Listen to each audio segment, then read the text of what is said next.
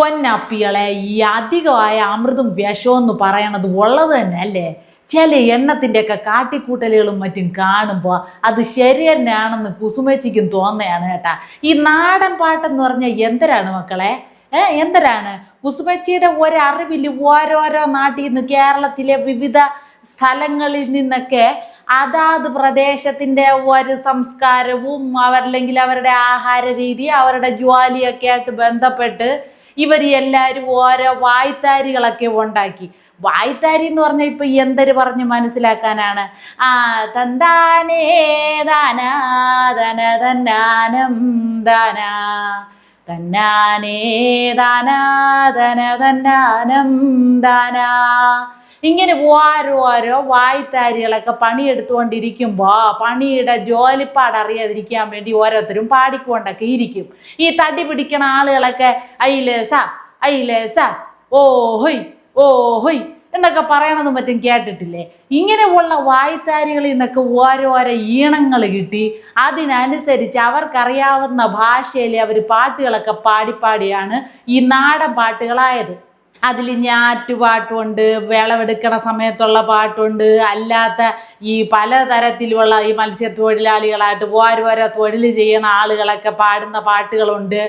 പിന്നെ ഓരോ സംസ്കാരവുമായിട്ട് ബന്ധപ്പെട്ട് ഓരോ മതങ്ങളുമായിട്ട് ബന്ധപ്പെട്ടൊക്കെ ഉള്ള പാട്ടുകളൊക്കെ ഇതിലൊക്കെ വരണുണ്ട് കേട്ടാ.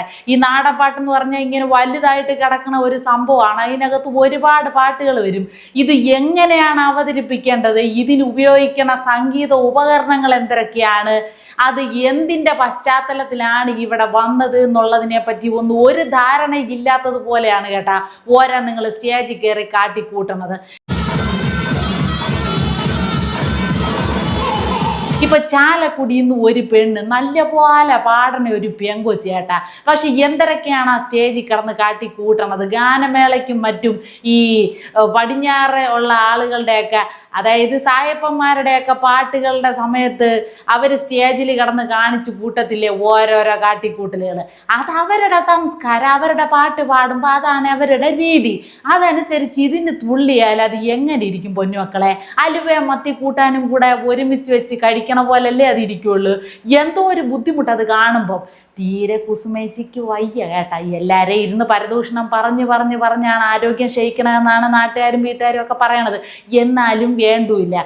എന്തെങ്കിലുമൊക്കെ ഇത്തിരി ഇങ്ങനത്തെ കാര്യങ്ങളൊക്കെ കാണുമ്പോൾ 10 പറഞ്ഞില്ലെങ്കിൽ കുസുമേച്ചിക്ക് ഒരു വിഷമം.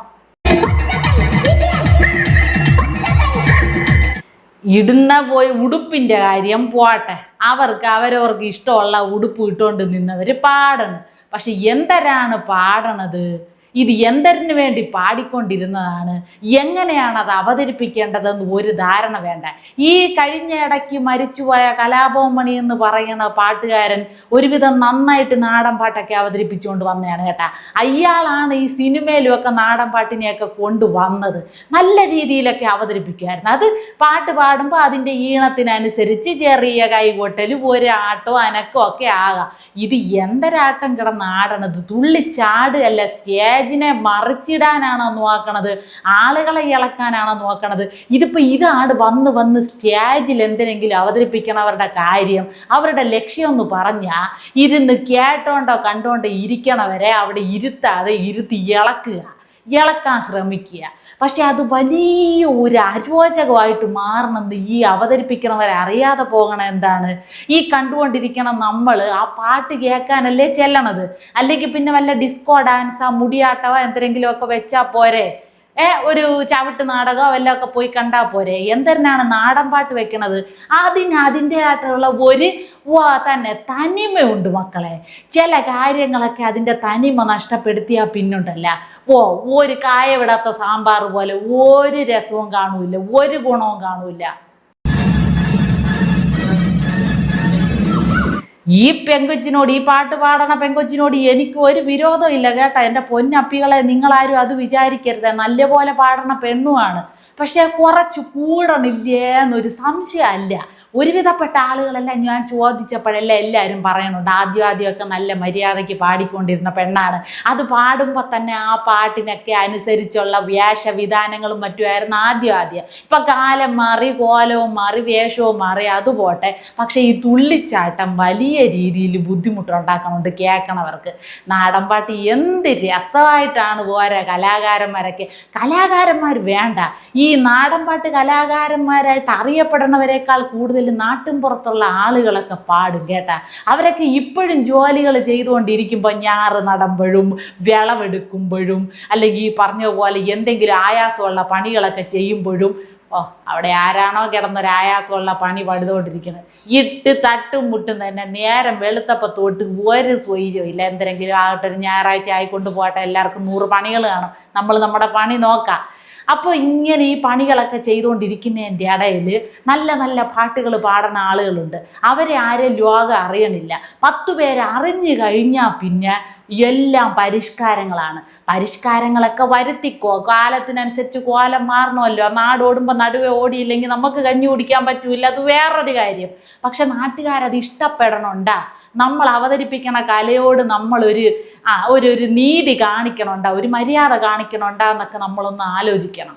സൂര്യൻ ഉദിച്ചു കണ്ടേ താരികന്താരോ, നേരം പുലർന്നു പോയേ താരികന്താരോ. ഇതൊക്കെ ഞാറ് പറിച്ച് നടണ സമയത്ത് പെണ്ണുങ്ങൾ പാടിയിട്ടുള്ള പാട്ടുകളാണ്. അതല്ലാതെ പുതിയ പുതിയ പരിഷ്കാരങ്ങളൊക്കെ നാടൻ പാട്ടുകൾക്ക് വരുത്തിയിട്ടുണ്ട് കേട്ടാ. പുതിയ നാടൻ പാട്ട് എഴുത്തുകാരൊക്കെ ഓരോരോ പാട്ടുകളൊക്കെ എഴുതി വിടണത് നല്ല രസമുണ്ട് കേൾക്കാം. പക്ഷേ ഈ നാടൻ പാട്ടിന് ഉപയോഗിക്കണ സംഗീത ഉപകരണങ്ങൾ ഏതൊക്കെയാണെന്നും കൂടെ ശ്രദ്ധിക്കണം. അതാ ഞാൻ കഴിഞ്ഞ ദിവസം കാണുമ്പോൾ ആ പെണ്ണ് കിടന്ന് സ്റ്റേജ് ഇളക്കി മറിച്ച് തല്ലി പൊട്ടിക്കണുണ്ട്. അതിൻ്റെ കൂടെ എന്തോ ഇങ്ങനെ ഡ്രമ്മ് പോലെയൊക്കെ എടുത്ത് ഒന്നേന്ന് മറ്റൊരു പ്ലേറ്റിലോട്ടൊക്കെ മാറി അടിക്കുമല്ല, 2 കമ്പും വെച്ചുകൊണ്ട്. ഇതൊക്കെ കൊണ്ടാണ് അവർ അവതരിപ്പിക്കുന്നത് കേട്ടോ. അതൊന്നും നാടൻ പാട്ടിനുള്ള സംഗീത ഉപകരണങ്ങളല്ല. ഇത് പ്രശ്നം വരണത് വരുന്ന തലമുറകൾക്ക് ഇത് ഒരു പിടിയില്ലാതായിപ്പോ. നാടൻ പാട്ട് എവിടെ കിടക്കണ്, അത് എങ്ങനെ ഉണ്ടായി, അതിൻ്റെ ചരിത്രം എന്തിനാണ്, അത് കൃത്യമായിട്ട് അവതരിപ്പിക്കണത് എങ്ങനെയാണ്, അതൊക്കെ ഒരു വശത്ത് കിടക്കണ്. അവർ കാണേണ്ടത് വേറൊന്നാണ്. അപ്പം ഇതാണ് നാടൻ പാട്ട് എന്ന് തെറ്റിദ്ധരിച്ച് ഇത് കണ്ടാണ് ഇനി വരണ തലമുറ പഠിച്ച് അവർ ചെയ്യാൻ പോണത്. അല്ലാതെ യഥാർത്ഥത്തിൽ കിടക്കണത് എന്തൊക്കെയാണെന്നൊന്നും ചിന്തിച്ച് ചെയ്യാൻ ആരും മെനക്കെടില്ല. അപ്പം ഇപ്പം കാണിച്ചു കൊടുക്കണവർക്ക് ഒരു മര്യാദ വേണ്ടേ? അവർ നല്ലതായിട്ടല്ലേ അത് അടുത്ത തലമുറയ്ക്ക് മുന്നിൽ കാണിച്ചു കൊടുക്കേണ്ടത്. അത്രേ കുസുമേച്ചി പറയാനുള്ളൂ. കൈകൊട്ടിക്കളി എന്നും പറഞ്ഞ് കടന്ന് കാണിക്കണ കോപ്രായങ്ങൾ നമ്മൾ കാണുന്നുണ്ട്. സിനിമാറ്റിക് ഡാൻസ് എന്നും പറഞ്ഞ് വേറൊരു ഐറ്റം ഉണ്ടല്ല. അപ്പോൾ പിന്നെ സിനിമാ പാട്ടിനനുസരിച്ചുള്ള ഡാൻസ് എന്നും പറഞ്ഞ് അതങ്ങ് കാല് പൊക്കി ചാടിയാൽ പോരെ. കൈകൊട്ടിക്കളി അല്ലെങ്കിൽ തിരുവാതിരക്കളി എന്നൊക്കെ പറയണത് അതിൻ്റേതായിട്ടുള്ള ഒരു രീതിയുണ്ട്, ചന്തമുണ്ട്, ആചാരപ്രകാരം നടത്തിക്കൊണ്ടിരുന്ന കലകളാണ് ഇതൊക്കെ വന്ന് ഓരോരുത്തരുടെ ഇഷ്ടത്തിനനുസരിച്ച് എന്തെങ്കിലും കാണിച്ചു കൂട്ടാന്നുള്ള രീതിയായി. ഇവിടെ സാംസ്കാരിക വകുപ്പൊക്കെ ഇല്ലേ? എവരുടെയൊക്കെ ദൃഷ്ടിയിൽ ഇതൊന്നും പെടണില്ലേ? ഈ ഒരു യുവജനോത്സവങ്ങളാ മറ്റോ വരുമ്പോൾ മാത്രം അതിന് മാർക്കിടാൻ വേണ്ടി മാത്രമാണ് ഓരോന്നിനും ഓരോ വ്യവസ്ഥകളും നിയമങ്ങളും ഉള്ളത്. അല്ല, എന്തൊക്കെയാണ് നമ്മുടെ കലകളോട് കാണിക്കണത്. കല്യാണ വീടുകളിലും ഓഡിറ്റോറിയങ്ങളിലും ആളുകളെ കാണിക്കാൻ വേണ്ടി മോഹിനിയാട്ടവും കഥകളിയൊക്കെയാണ് വേഷം കെട്ടി നിൽക്കണത്. എന്തൊരു ചെയ്ത്താണ്, എന്തൊരു മഹാഭാവമാണ് ഈ ചെയ്യണത്. നമ്മുടെ സംസ്കാരത്തെയും തനിമയൊന്നും നമ്മൾ സംരക്ഷിച്ചില്ലേ പിന്നെ ആര് വന്ന് സംരക്ഷിക്കാതിരിക്കണം? ഉള്ളതല്ലേ കുസുമേച്ചി പറയണത്. നമ്മളൊക്കെ പഴയ ആളുകളായതുകൊണ്ട് തോന്നുകയായിരിക്കും. ഇതൊക്കെ കാണുമ്പോൾ വല്ലാത്ത ഒരു പെടച്ചിലുണ്ട് കേട്ടാ.